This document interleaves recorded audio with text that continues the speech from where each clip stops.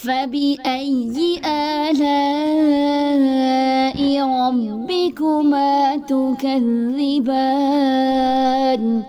فبأي آلاء ربكما تكذبان السلام علیکم ورحمۃ اللہ وبرکاتہ۔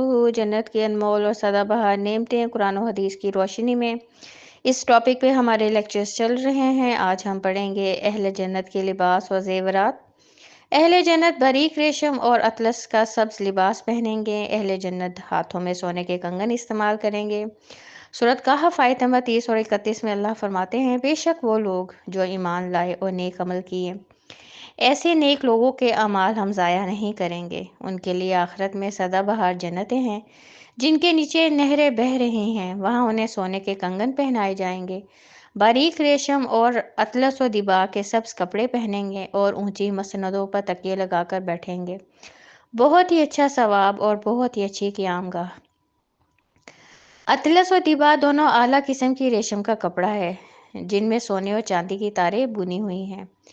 خالص ریشمی کپڑوں کا لباس، خالص سونے کے زیورات، خالص موتیوں کے زیورات اور موتی جڑے سونے کے زیورات بھی اہل جنت استعمال کریں گے۔ سورۃ حج آیت نمبر 23 میں اللہ فرماتے ہیں، بے شک جو لوگ ایمان لائے اور نیک عمل کیے، ان کو اللہ تعالیٰ ایسی جنتوں میں داخل فرمائیں گے جن کے نیچے نہریں بہہ رہی ہوں گی، وہاں وہ سونے کے کنگنوں اور موتیوں سے آراستہ کیے جائیں گے اور ان کے لباس ریشم کے ہوں گے۔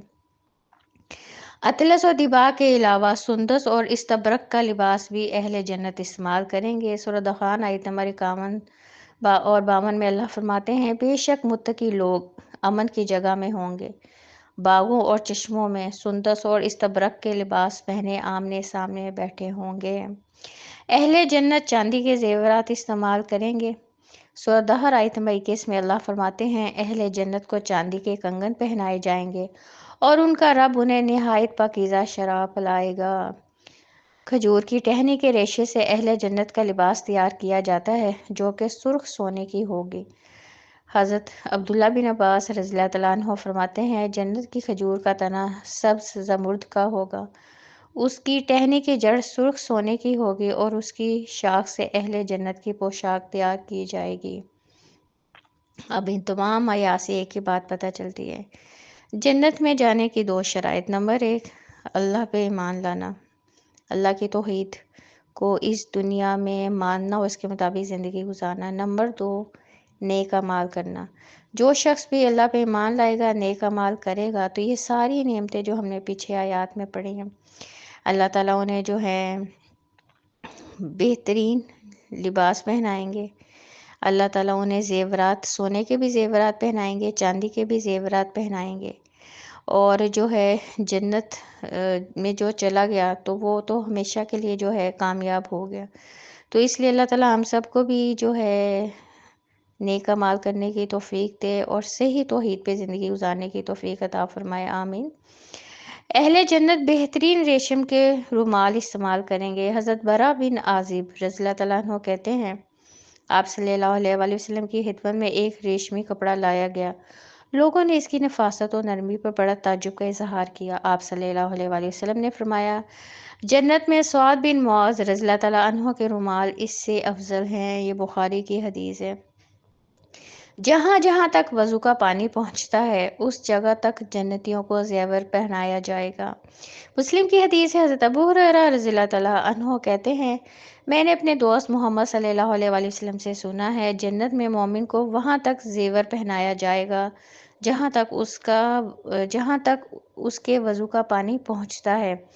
تو اب اس حدیث سے کیا پتہ چلتا ہے، یہ جو ہمارے جو ہے اعضاء ہیں، جب ہم وضو کرتے ہیں جہاں جہاں تک پانی پہنچتا ہے وہاں تک جنتیوں کو اللہ تعالیٰ زیور پہنائیں گے۔ جنتیوں کو پہنائے گے ایک کنگن کی چمک کے سامنے سورج کی روشنی ماند پڑ جائے گی۔